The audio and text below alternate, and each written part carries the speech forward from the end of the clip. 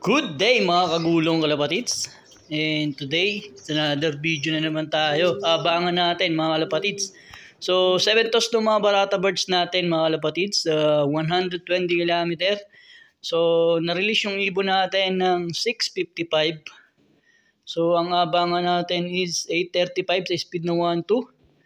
And 8:45 sa speed na 1-1. And 8:55 sa speed na 1,000 and 9:05 sa speed na 900 mga lapatids, no? At na lang yung ibon na natira dito sa loop natin.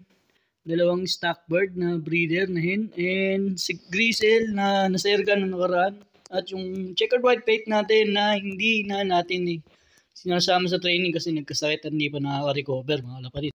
So total 20 birds lang yung ating naikarga ngayon mga lapatids, na isa sa mga ibon natin is naka-lockdown na isang training. So, possible talagang mahirapan siya ngayon o baka hindi na makauwi si Tanggol.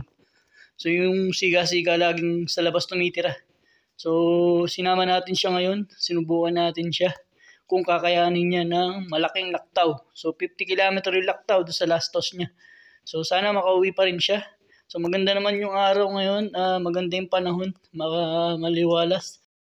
A few moments later. Gulat ko mga kagulong kalapatid sa speed. Sa oras na 8:36 bigla nagdatingan yung mga ibon natin. 12 birds sabay-sabay dumating mga kalapatid. Ini-expect ko talagang mahihirapan sila ngayon sa uwian. Pero maganda yung naging performance nila ngayon. 12 birds sa first drop natin. So napakagandang senyalis nito na nag-i-improve na yung mga ibon natin mga kalapatids na. Gawa nung 79 km, inahirapan nga silang umuwi. Halos nagpatak-patak yung ibon at ang speed na lang ng ibon natin is 900. Pero ngayon, 8:36, so almost 1-2 pa mga kalapatid. So talagang maganda yung naging lipad ng ibon natin ngayon. Maganda yung kondisyon nila. Huwag lang sila makakainom ng bukal dun sa likod ng Poso Negro na yan na lagi tumatagas mga kalapatids. Ngayon, oras natin 8:36. Hindi ko ine-expect mga kalapatids na darating ng ganito kaaga yung mga ibon natin sa 120 km mga kalapatid na training ng mga ibon natin. So hintayin lang natin magsipasok yung mga ibon natin at titignan natin mga kalapatids kung sino yung kulang natin. So 12 birds lang to. So meron pa tayong 8 birds na kulang mga kalapatids na. So ang ganda ng speed ng 12 birds natin. Pero mostly parang mga 6 dito is old bird. So 6 is young bird. So meron tayong mga mahihinang YB na naiwan. Pero sana makauwi sila ng ligtas, hindi na sa erga. So, kinalculate lang natin sa yung ating speed. Yan, velocity yan. 1180. 8 ang speed ng mga barata birds natin, mga lapatids. So, napakaganda ng uwi nila ngayon. Almost 1-2. Talagang maganda yung lipad nila. At pagdating nila, hindi sila pagod o parang hindi sila hingal na hingal, mga lapatids. So, maganda yung panahon. At hindi rin sila nahihirapan. So mga lapatid, ayos. So, bigyan natin sila ng treat dahil good job sila mga lapatids na. Siyempre, hindi mawawala yung money para sa kanilang magandang performance today. Pasukan na nga pala yung 10 ibon. Meron pa tayong 2 sa labas. So hintayin lang natin silang makapasok lahat and then bibigyan natin sila ng treat. Siyempre yung treat na yun, yung money, paborito nila yung mga lapatids. No? Kasi madali naman ma-digestion mga lapatids. So walang problema yung kahit sabihin yung medyo stress pa yung ibon natin. So isa yun sa mga pampagana natin sa mga barata birds natin. Para umuwi kaagad sila dito sa loop natin mga lapatids. Ayos, magabang-abang pa tayo para doon sa mga natitirang barata birds natin na hindi pa nakakauwi mga lapatids. Ayos, ito. Nasa loob ng mga barata birds natin, nagpapahinga, nakainom na rin sila. So tubig lang yan, nilagyan ko ng honey. So pamparecover doon sa mga ibon natin. So sumawala pa natin, sana makauwi rin sila na maayos. Talagang good job talaga yung mga barata birds natin ngayon. Maganda yung naging uwi nila. Siyempre, ready na yung patukan. Nalagyan na natin sila ng mani, ang nilang treat. So pang merienda nila yan. So, ganadong-ganado yung mga ibon natin, mga lodi, yan. Sana makauwi ng maayos yung natitira natin kulang ng 8 ibon. At tingin ko, on the way na rin yun. Huwag lang mapapalayo o walang lang mga seserga o madidisgrasya sa mga ibon natin. Sigurado, pauwi na rin yun. So, ang isa lang ang ibon na aking inaalalang di makauwi, yun nga si Tanggol. So, natulog siya nung sa labas nung 6 toss natin, so hindi ko siya naisama. So napakakulit ng ibon na yun, kaya talagang nahihirapan ako dun sa ibon na yun. Isa. Si Tatang. Oh. Si Tatang, ito yung pinakalolong muller natin. Old bird to eh. Pantretan bird. So may 7 na lang kulang natin, mga kapatids. Ayos. Ayos. Ano, nagdatingan pa yung iba. Ganda ng uwi nila ngayon, mga lapatids. Parang ano na nila. And si Dagul, oh. Nag-day 2 nung 79 kilometer. Nag-1118 naman nung 120 kilometer. Ayos ah. Galing mo, Dagul. Si Bunso, oh. Ito yung pinakabata natin sa grupo, mga lapatids. Nung nabisita nga tayo ni Tol Mike, sabi niya, aabot pa to eh. Sinubukan lang naman natin. Sobrang bata, masabay. Basag eh. Kawawa yung mga ibon eh. Darog eh. Diba? Parang yung mag-asawa rin, parang baliwala lang eh. Pero iba darog. Si Palco ni Dang. Saka si Pike. Si Pike. Lupit. Kainin natin sila, mga lapatid. So, magana naman kumain, mga lakas malodi yan. Ayos. That. Ayos.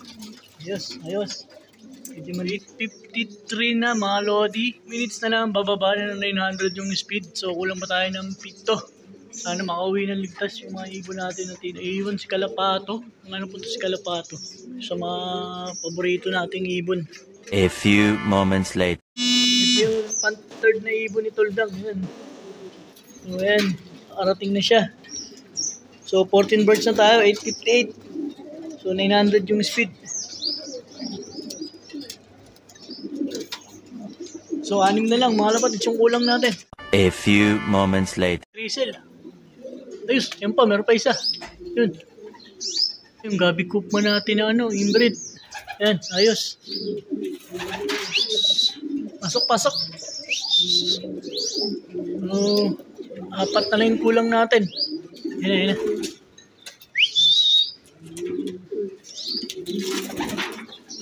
Pan 16 birds. Pasok.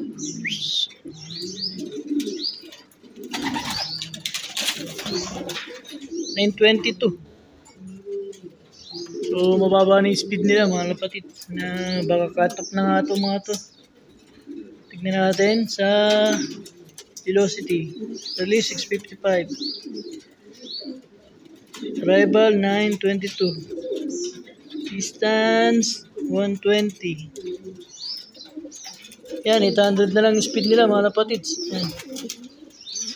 So, pero okay pa rin. Clock pa din. Sumulpot na naman, mga lodi. Ito yung gabi coop natin. Laglag ang pakpaka. May tama kaya? Pasok. Baba. Hindi natin mali. Sige, baba. Good job ka pa rin. Kahit late ka. Kain. Madali naman ma-digest yan, kaya walang problema yan. Sige na, kain na. Push mo yan.